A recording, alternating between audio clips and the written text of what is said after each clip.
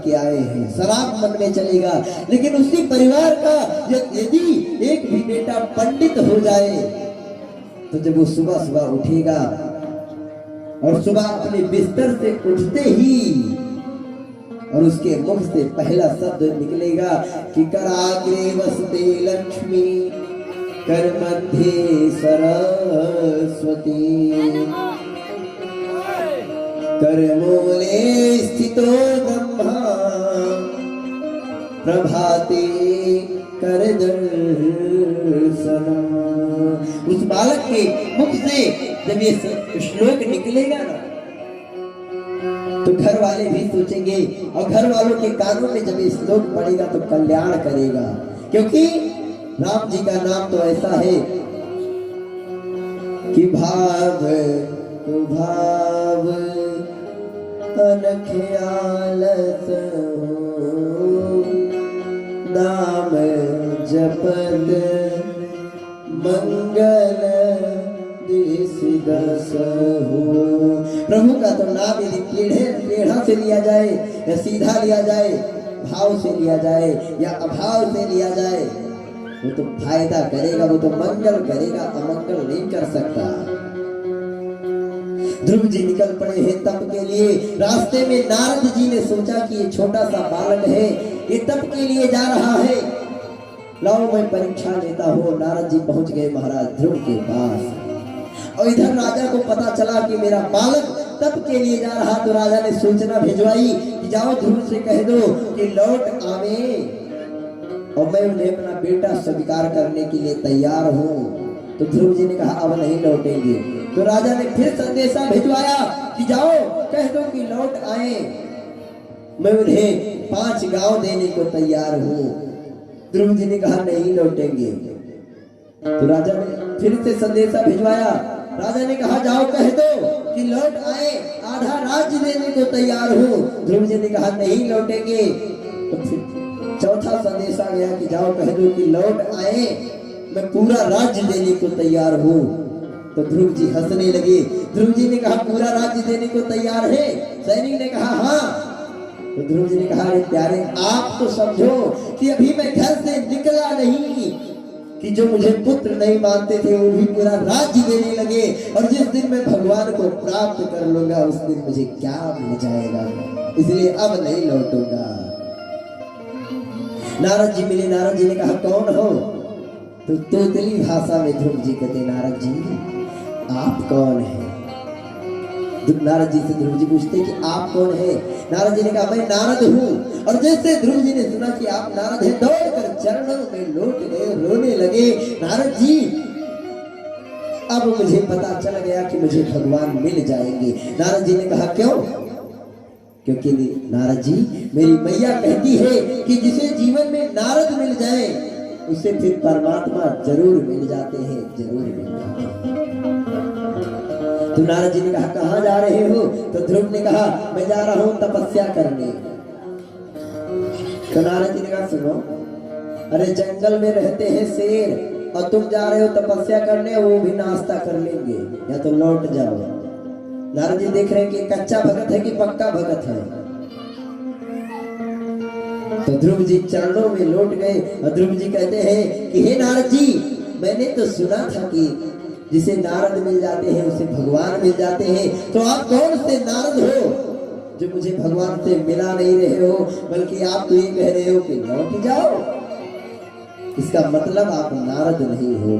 और यदि आप नारद होकर ऐसी बात कह रहे हो तो एक बात बताएं, यदि हम लौटेंगे तो उसमें हानि आपकी होगी, नाम आपका बदनाम होगा। पकड़ लो बाह रघुराई, नहीं तो डूब जाएंगे। हमारा कुछ न बिगड़ेगा, तुम्हारी लाज जाएगी। आप संभालो हमको, नहीं तो हमारा तो कुछ नहीं बिगड़ेगा, नाम आपका बदनाम हो जाएगा कि नारद के मिलने के बाद भी वो भगवान से नहीं मिला। नारद जी ने द्वादशाक्षर मंत्र दे दिया और ध्रुव जी उसी द्वादशाक्षर मंत्र को जाकर जपने लगे कि श्री कृष्ण गोविंद हरे मुरारी हे नाथ नारायण वासुदेवा।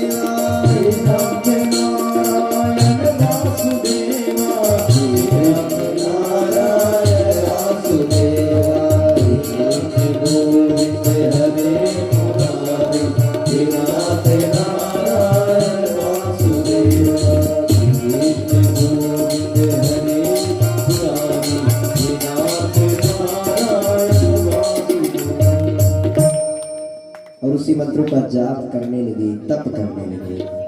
और तप करते करते पहले तो कुछ रूखा सूखा खाते थे, पत्तियां खाते थे, फल कभी खा लेते थे। अब तो मैं इतना भीषण तप किया कि अपने प्राणों को रोक लिया, अपनी सांसों को रोक लिया।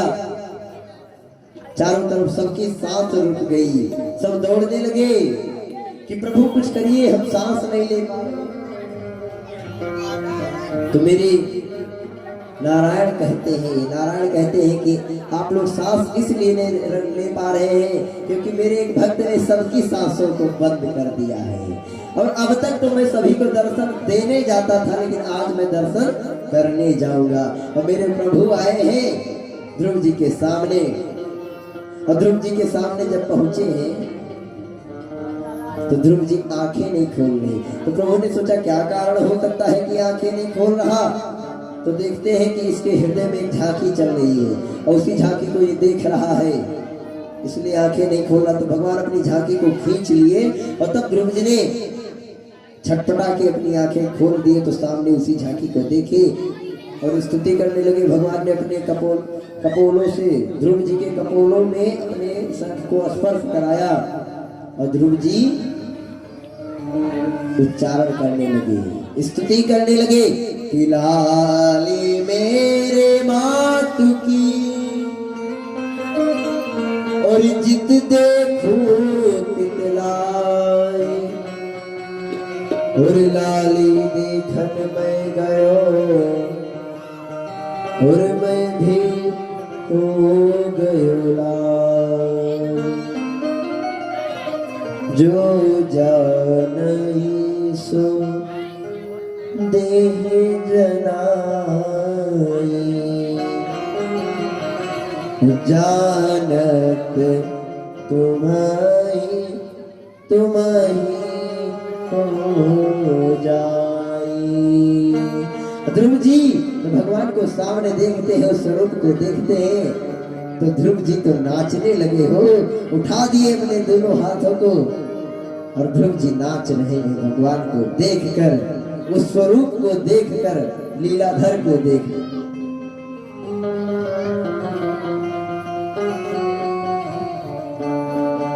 कि तेरी मंद मंद मुस्कनिया पे, तेरी मंद मंद मुस्कनिया पे बलिहार प्यारे जो, बलिहार प्यारे जो।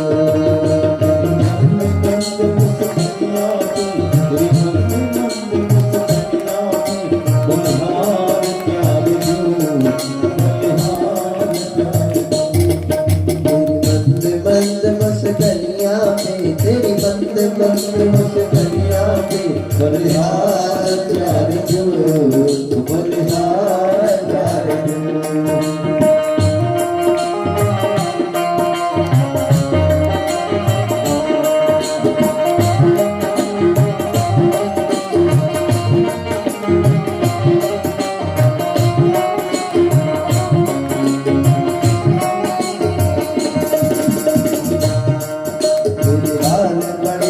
घुंघराले बादल से कारे कारे तेरे बाल बड़े घुंघराले बादल से कारे कारे बाल बड़े घुंघराले बादल से कारे कारे तेरे बाल बड़े घुंघराले बादल से उड़ा के दो हाथ तेरे बाल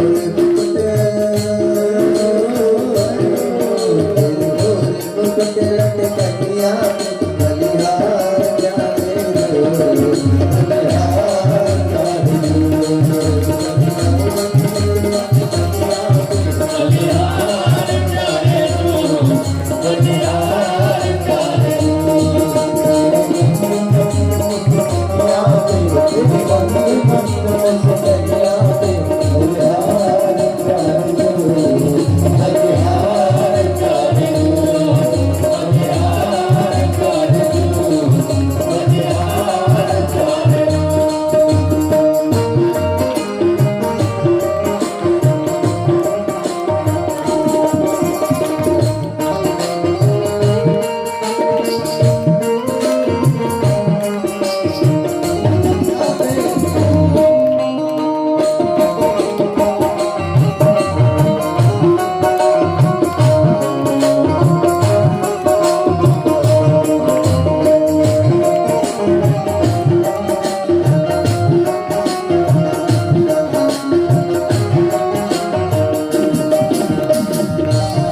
तेरी चाल अजब मत वाली लगती है प्यारी प्यारी तेरी चाल वाले लगते हैं प्यारे प्यारे तेरी चाल है अजब निराली लगती है प्यारी प्यारी तेरी चाल है निराली लगती है प्यारी प्यारी इस युगल छवि पे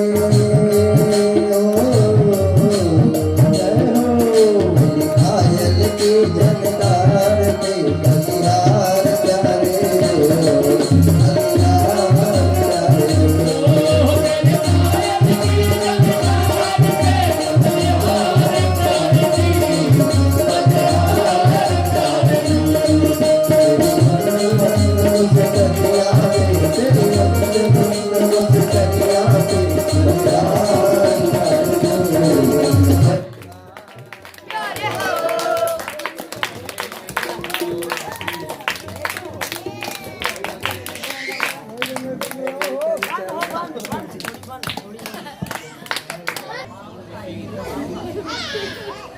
ये जनरेटर साउंड मशीन ही तो सहायक है।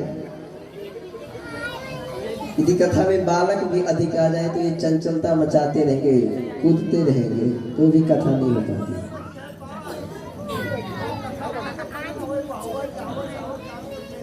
हाँ,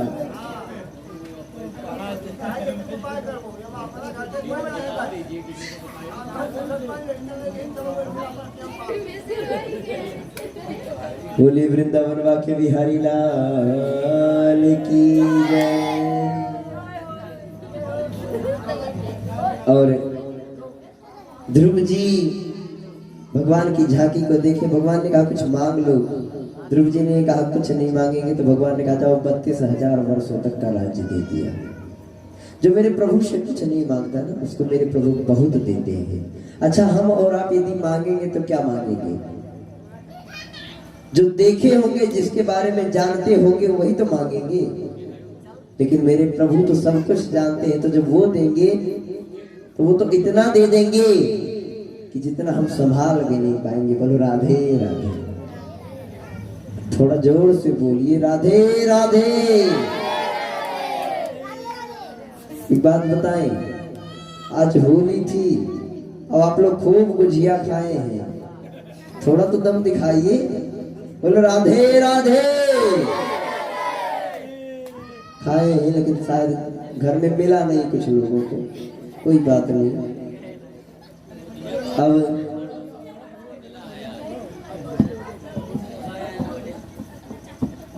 तस्मात् सर्वे, और जब 32,000 वर्षों का राज्य दिए और बताए जब भी आपकी मृत्यु होगी तो आप मृत्यु के पैर सर पर पैर रखकर अपने धाम को जाएंगे। 32,000 पूर्ण हुआ है जब उत्तम को यक्षों ने मार डाला। ध्रुव ने यक्षों से युद्ध किया। महाराज पृथु आकर समझाए, बहुत सारे यक्षों को मार डाले ध्रुव जी पृथु जी समझाए। और उसके बाद जब ध्रुव जी अपने धाम को जाने लगे तो मृत्यु के सर पर पैर रखकर अपने धाम को जा रहे थे। और जब विमान में बैठना चाहे तो ध्रुव जी ने कहा एक बात और है, पहले मेरे माता पिता को ले चलो। तो भगवान के पार्षदों ने कहा कि ऊपर जरा देखिए, आपके माता पिता आपसे पहले आपसे भी सुंदर विमान पर बैठकर जा रहे हैं। इसके बाद कथा आती है पुरंजरों के आख्यान की। महाराज पृथु कहते हैं कि हमको 10,000 कान दे दीजिए, 2 कानों से हम आपकी कथा सुन के तृप्त नहीं होते हैं। पृथ्वी जी ने पृथ्वी पर क्रोध किया। उसके बाद पृथ्वी का दोहन किया, सुंदर पदार्थ निकाले।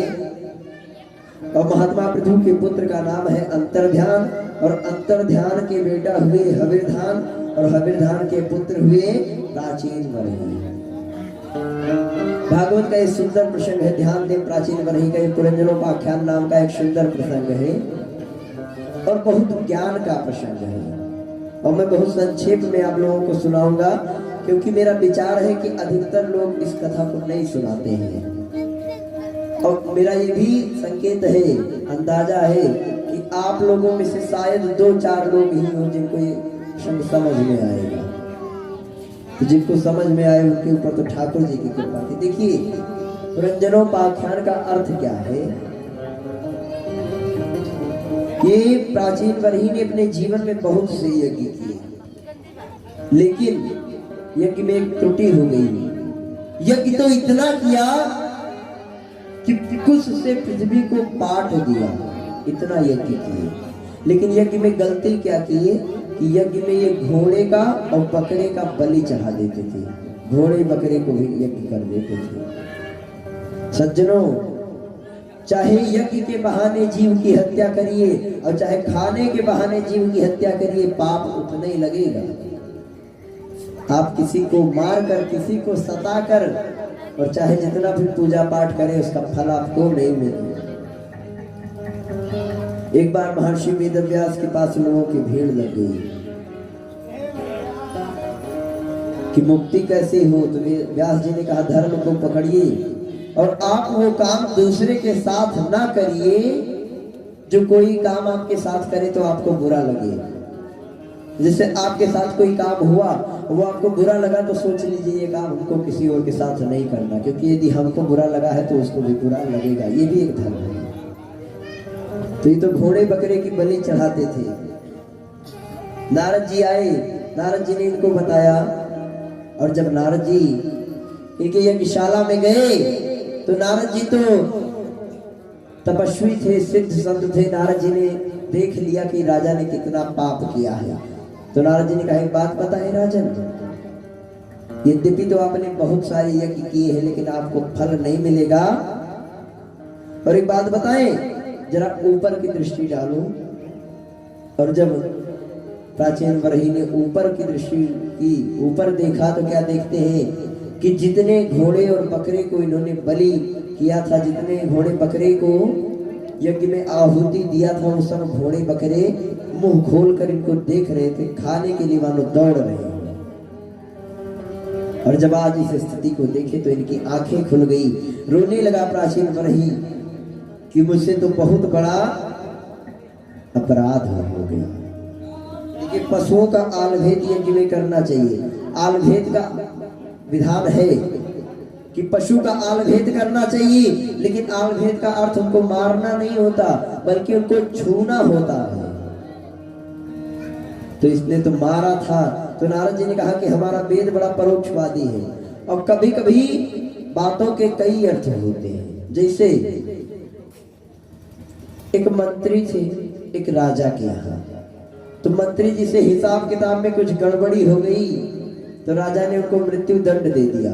और मृत्यु दंड से पहले वो मंत्री एक कुएं के पास गए पानी पीने, और पानी पिए और उसके बाद एक चिट्ठी लिखे कि कागज में ही प्राण गवायो, अर्थात कागज में ही प्राण गवायो, क्योंकि हिसाब किताब का गड़बड़ी हुआ तो मृत्युदंड मिल गया। तो उन्होंने लिखा कि कागज में ही प्राण गवायो। अब तब तक वहां से एक व्यक्ति निकला तो उस चिट्ठी को देखा तो वो क्या पढ़ रहा है, काग दही में प्राण गवायो, अर्थात कौवा दही में डूब के मर गया। अब बताइए, दो अर्थ निकल गए। और तब तक वहां से एक घिसा पिटा पुराना सा मजनू निकला, आशिक। अच्छा, घिसा पिटा का अर्थ जानते हैं क्यों?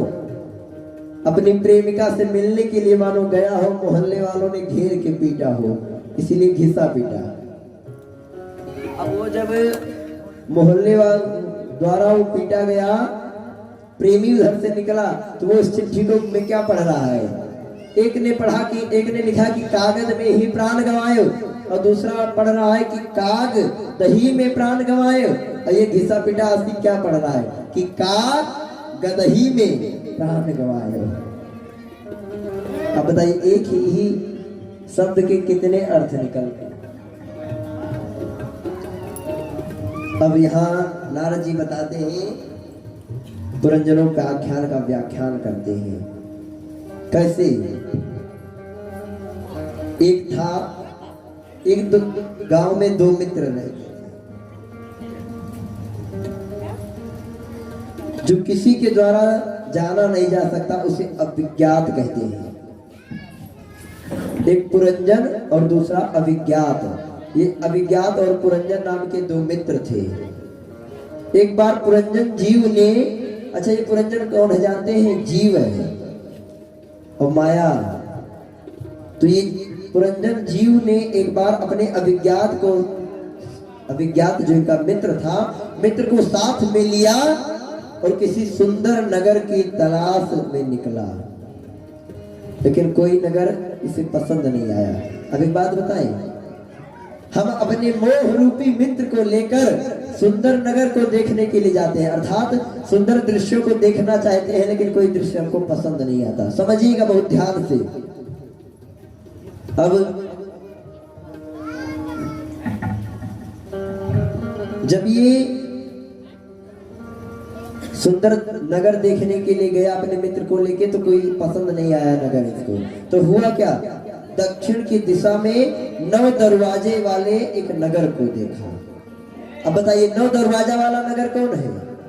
ये शरीर है। अब ये आत्मा नगर को देख रही थी, कोई नगर पसंद नहीं आ रहा था, और तब तक 9 दरवाजे वाला एक नगर दिखा, ये शरीर है। अब उसी में प्रवेश कर गया। बहुत ध्यान से समझिएगा आप लोग। और उसमें 9 द्वार है। तो ये 9 द्वार जानते हैं कौन कौन से होते हैं? 2 कान, 2 आंख, 1 नाक, 1 मुख, उपाज्य इंद्री, और इस प्रकार शरीर के जो 9 द्वार हैं। इस पुरंजन नाम के जीव ने शरीर रूपी नगर में प्रवेश किया, और जैसे ही नगर के अंदर गया तो एक परम सुंदरी नारी को देखा जो नगर के भीतर बैठी थी। अब बताइए, इस शरीर में, इस शरीर रूपी नगर में कौन सी नारी निवास करती है? तो वो नारी है बुद्धि, अर्थात इसने बुद्धि को देखा। तो इसने पूछा कि आपका परिचय क्या है? तो वो नारी कही कि मेरा क्या परिचय, मेरा तो कोई परिचय नहीं है, लेकिन मुझे अपने साथ में रखोगे तो मैं तुम्हारा सहयोग करूंगी। उसका नाम रख दिया पुरंजनी। अब ये पुरंजनी कौन है? व्यक्ति की बुद्धि है। व्यक्ति, ये जो आत्मा शरीर में प्रवेश करती है, और ये शरीर में एक नारी है, वो है बुद्धि, और ये शरीर के 9 द्वार हैं। ये आत्मा रूपी पुरंजन उसी पुरंजनी के साथ, उसी बुद्धि के साथ इस शरीर में भ्रमण करता रहता है। और उस नारी के साथ में 10 सहेली हैं। अब बताइए, कोई बताएंगे आप लोगों में से कि बुद्धि की 10 सहेली कौन कौन सी है? कौन कौन सी है, कोई बताइए। वो 10 सहेली है, 5 ज्ञानेंद्रियां और 5 कर्मेंद्रियां। और नगर में जब अंदर गया ना, तो वहां डंडा लेकर बैठा था विसुचीन, जिसे अब क्या कहते हैं? जब नगर में अंदर गया तो वहां बैठा था विसुचीन, और विसुचीन को कहते हैं मन को। अब बुद्धि रूपी पुरंजनी से विवाह कर लिया। व्यक्ति अपने बुद्धि के बस में हो जाता है ना। बुद्धि कहती है कि खाओ तो खाता है, बुद्धि कहती है ये काम करो तो करता है। अब बताइए, ये जीव अपनी पत्नी, ये पुरंजन अपनी पत्नी पुरंजनी अर्थात बुद्धि के बस में हो गया। बहुत ही ज्ञानमयी चरित्र है, इसीलिए लोग कहते नहीं, क्योंकि अधिकतर लोग समझ नहीं पाते। ध्यान दीजिएगा, ये जीव अपनी बुद्धि के बस में हो गया, और वहां डंडा लेकर रखवारी कौन कर रहा है? मन। मन हमेशा कहता है कि बुद्धि की बात मानो, लेकिन हमको भी सुनो, हमें भी सुनो। कभी कभी मन की भी बातें सुनना चाहिए, दिमाग हर जगह नहीं लगाना चाहिए। लेकिन रात्रि में नगर में रहने वाले सब लोग सो जाते हैं, पर इसका जो प्रधान द्वार है, इस शरीर का जो प्रधान द्वार है, प्रधान दरवाजा है, मुख्य दरवाजा है, उस दरवाजा पर कोई बैठा रहता है 5 फड़ करके। और ये 5 फड़ करके जो बैठा है, जानते हैं कौन है? ये है काल। 5 प्राण है ये, 5 फड़ है जिनके प्राण, अपान, उदान, समान और व्यान।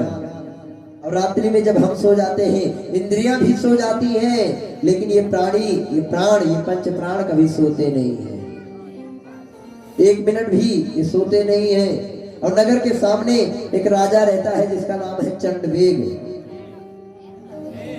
और चंडवेग कहते हैं काल को। तो इस राजा ने इस नगर पर चढ़ाई कर दी, अर्थात काल ने व्यक्ति के शरीर पर चढ़ाई कर दी। और जब चढ़ाई की तो इसकी सेना में 720 गंधर्व हैं, 720 गंधर्व और गंधर्वियां हैं। इस चंडवेग नामक राजा जो काल है, जब ये काल चढ़ाई करता है ना व्यक्ति के शरीर पर, तो व्यक्ति के शरीर में इसके 7 सैनिक होते हैं। कौन? कितने? 720 गंधर्व और गंधर्वियां होते हैं। साल भर के जो 360 दिन गंधर्व हैं और 360 रात्रियां गंधर्वियां हैं। इन सभी को लेकर चंडवेग राजा ने नगर पर चढ़ाई की, लेकिन पंचफड़ का ये जो नाग है अकेला लड़ता रहा, नगर को लुटने नहीं दिया। अर्थात काल व्यक्ति के शरीर पर प्रहार करता है, व्यक्ति को कमजोर करता है, लेकिन जो हमारे 5 प्राण हैं, अपान, व्यान, समान, उदान, ये लड़ते रहते हैं, मजबूत रहते हैं, प्राणों को निकलने नहीं देते। लेकिन चंडवेग की एक बेटी है, और वो है जरा, और जरा कहते हैं बुढ़ापा को। तो जब चंडवेग जीत नहीं पाता, काल व्यक्ति से जीत नहीं पाता, तो अपनी बेटी को लड़ने के लिए भेज देता है, अर्थात बुढ़ापे को लड़ने के लिए भेज देता है, बुढ़ापा को। तो वही इस पुरंजन रूपी शरीर में ये बुढ़ापा रूपी उसकी बेटी प्रवेश करती है। कोई बूढ़ा बनना चाहता है? बस में अगर किसी बूढ़े को कह दे कोई, अरे बूढ़ो बाबा थोड़ा हट जाओ, तो बहुत क्रोधित हो जाएगा। और एक बार तो एक बूढ़ो बाबा ने कहा, देखो हमको बूढ़ा ना कहो, तो क्या कहे? हमको भूतपूर्व जवान कहो, भूतपूर्व जवान। क्यों? अरे जब मंत्री भूतपूर्व हो सकते हैं, विधायक भूतपूर्व हो सकते हैं, तो जवान भूतपूर्व नहीं हो सकते हैं? कभी तो हम भी जवान थे। कोई बूढ़ा नहीं होना चाहता, लेकिन जब वो जरा रूपी बिटिया आकर और इस पुरंजन के शरीर पर प्रहार करती है ना मौत, तो ये कमजोर पड़ जाते हैं 5 प्राण। और तब भी व्यक्ति के मौत से पहले कुछ घंटियां बजती हैं, कुछ संकेत मिलता है। पहली घंटी क्या है? बाल सफेद हो जाता है। अब तो बुढ़ापे में नहीं, अब तो छोटे छोटे बच्चों के भी बाल सफेद होते जा रहे हैं। लेकिन मृत्यु की पहली घंटी है, बाल सफेद हो जाते हैं। तो व्यक्ति कहता है कि बाल सफेद होने से अब बूढ़ा ना दिखे, इसके लिए क्या करता है? बालों को फिर से काला करवाता है, डाई लगवाता है। ये मौत की जब दूसरी घंटी बजती है तो क्या होता है? आंखों से देखना कम हो जाता है।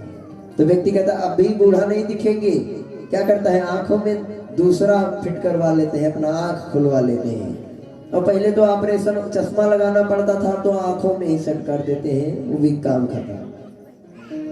और ये जो तीसरी घंटी बजती है ना, व्यक्ति के दांत गिर जाते हैं, तो व्यक्ति अब कहता है नकली दांत लगवा लेंगे, लेकिन बूढ़ा नहीं दिखेंगे, कोई बूढ़ा नहीं दिखना चाहता। लेकिन चौथी घंटी बजी, और चौथी घंटी में क्या बजा कि कमर टेढ़ी हो गई, अर्थात मौत कहती है कि बड़ा सीना तान के चलते थे, अब झुक गए हो, अब तो भगवान के चरणों में झुक जाओ। लेकिन व्यक्ति नहीं झुकता है। और 4 घंटी बजने के बाद जब माला हाथ में नहीं आई, तो 5वां घंटी नहीं बजती, 5वां तो फिर घंटा बजता है, राम नाम सत्य है। आया है सो जाएगा, और राजा रंग फकीर, और को सिंहासन चढ़ चला, और को बंधा जंजीर। जो आया है उसे जाना पड़ेगा। यही परिस्थिति इस पुरंजन की बनी। मृत्यु के समय में स्त्री को याद करके मर गया, और पति के मृत्यु के बाद सती होने को तैयार हुआ। अब बताइए, पुरंजनी मर गई, अर्थात व्यक्ति का शरीर मरा तो बुद्धि मर गई, तो ये आत्मा कहता है कि मैं शरीर के साथ सती हो जाऊंगी। और जब ऐसा सोचता है, तो जो इसका पहले सखा था अविज्ञात, वो अविज्ञात नाम का सखा आता है और समझाता है कि ईश्वर जीव अंश अविनाशी, ईश्वर जीव अंश अविनाशी, अमल सहज सुख राशि, चेतन अमल सहज सुख राशि। सो माया सब भयम गोसाई, सो माया सब भयम गोसाई, सो माया सब भयम गोसाई, सो माया सब भयम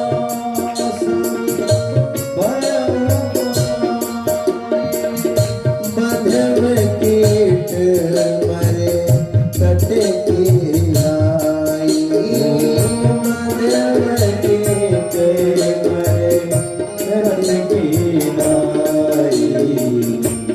ईश्वर जीव अंश अविनाशी, चेतन अमल सहज सुख राशि, ईश्वर अंश।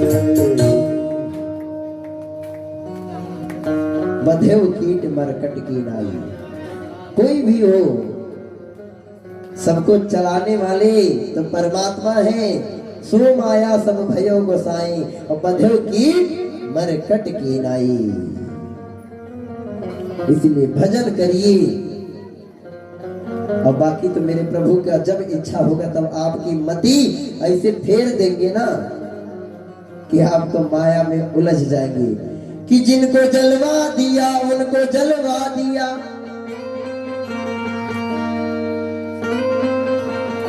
और जिनको चाहा न उनको माया में डलवा दिया। गौरी करुणा की जिन पर करी आपने, उनका 84 चक्कर निकलवा दिया। और जिनको जलवा दिया उनको जलवा दिया, और जिन्हें कुछ ना दिया तो माया में उलझा दिया। प्रभु यदि कृपा करते हैं तो 84 चक्कर दूर हो जाता है, और यदि कृपा नहीं करते ना तो ऐसा पूत पतुआ नाती पोता में उलझाए देते हैं ना कि व्यक्ति सारा जीवन उसी में फंसा रह जाता है। लेकिन जीवन में यदि कभी भी मांगने का अवसर आएगा तो प्रभु से एक ही बात मांगिए कि हमको धाम दीजिए, अपना नाम दीजिए और अपना चरण कमल दे दीजिए। किसिया मांगे अवधि को राज, असरियो नहाने को। देखिए माताएं, ये आप लोग ही तो गाती हैं, आप लोगों की भजन है, और हमको तो गाना नहीं आता है, इसलिए सबको गाना है आप लोगों को, आप लोग ही गाइएंगे। किसिया मांगे अवधि को राज, सरियो नहाने को। किसिया मांगे अवधि को राज, सरजू नहाने को। किसिया मांगे अवधि को राज, सरियो नहाने को। किसिया मांगे अवधि को राज, सरजू नहाने को।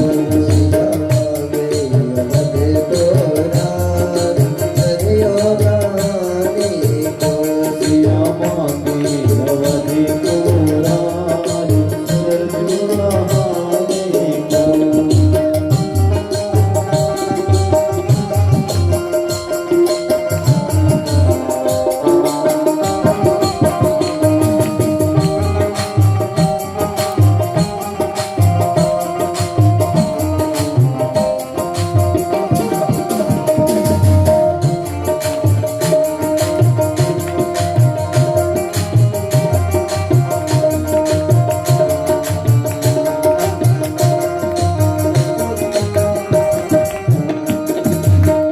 लक्ष्मण जैसा तेरा मांगे, लक्ष्मण जैसा तेरा मांगे, लक्ष्मण जैसा तेरा मांगे। लक्ष्मण जैसा तेरा मांगे। सिया मांगे राम भरतार, सिया मांगे राम भरतार, सरियो नहाने को। किसिया मांगे राम भरतार, सरयू नहाने को। सिया मांगे अवधि को राज, सरयू नहाने को। किसिया मांगे अवधि को राज, सरयू नहाने को।